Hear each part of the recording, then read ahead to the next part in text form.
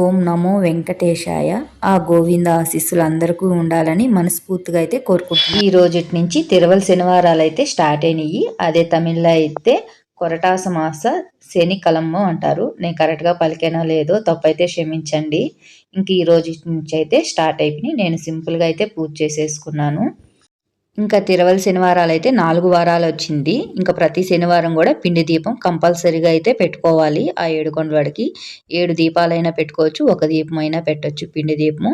నేనైతే ఈరోజు పిండి దీపము, చక్కెర పొంగలి, టెంకాయ అయితే కొట్టుకొని నామాలు అయితే వేసేసాను. ఇంకా గోడకేయకుండా నేను కబోర్డ్కి అయితే వేసేసుకున్నాను.